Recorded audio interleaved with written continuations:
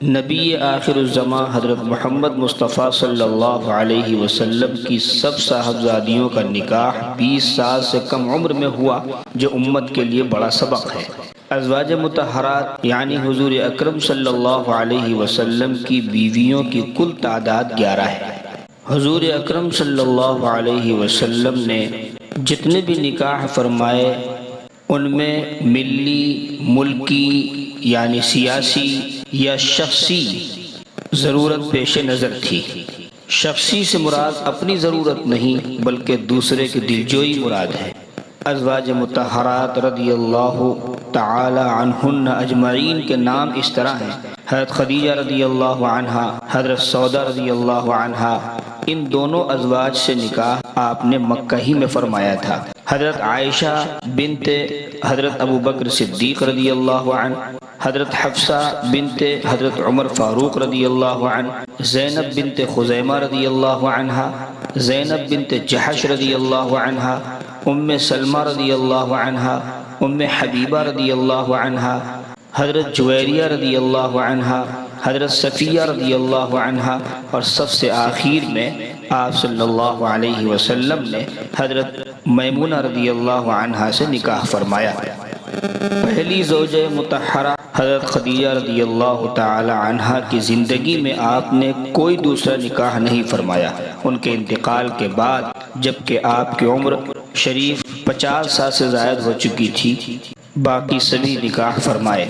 حضور اکرم صلی اللہ علیہ وسلم کی پاکیزہ زندگی کے دو پہلو تھے: ایک جلوت یعنی باہر کی زندگی جو صحابہ کرام رضی اللہ عنہم اجمعین کے ساتھ گزرتی تھی، اور دوسرے خلوت یعنی گھر کے اندر کی زندگی۔ آپ صلی اللہ علیہ وسلم کی فرمائی ہوئی بات یا کیے ہوئے کاموں کا نام شریعت ہے، اور انہی دو سے شریعت بنی۔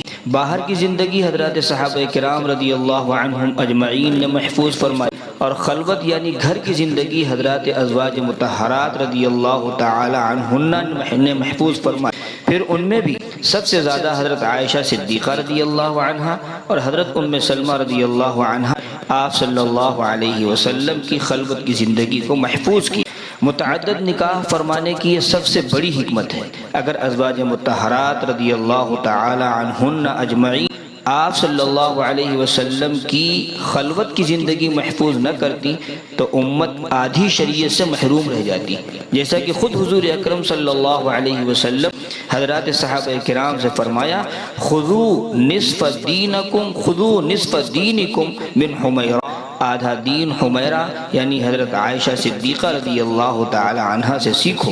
حضرت عائشہ اور حضرت زینب رضی اللہ عنہما سے نکاح ملی ضرورت کے تحت فرمایا۔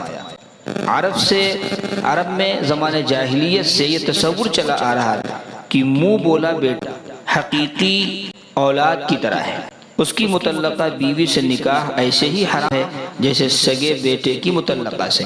حضرت زینب رضی اللہ عنہا آپ صلی اللہ علیہ وسلم کے لے پالک یعنی منہ بولے پہ حضرت زید بن حارثہ رضی اللہ عنہ کی مطلقہ تھی۔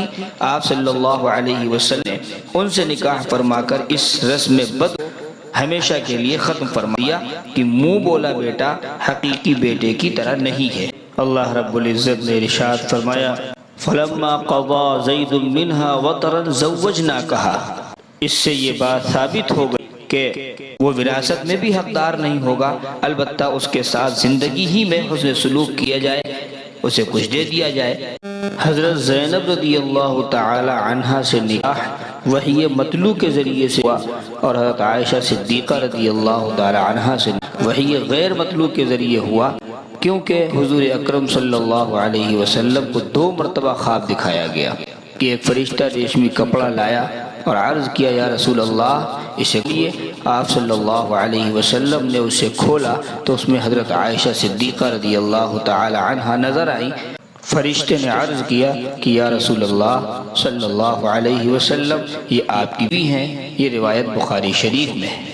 حضرت ام حبیبہ رضی اللہ عنہا جو قریش کے سردار ابو سفیان کی بیٹی تھی، اور حضرت صفیہ رضی اللہ عنہا جو بنو نذیر کے سردار حیی ابن اخطب کی بیٹی اور دوسرے سردار کنانہ ابن ابی الحقیق کی بیوی تھیں۔ ان دونوں ازواج مطہرات سے نکاح آپ صلی اللہ علیہ وسلم نے ملکی یعنی سیاسی مصلحت سے فرمایا۔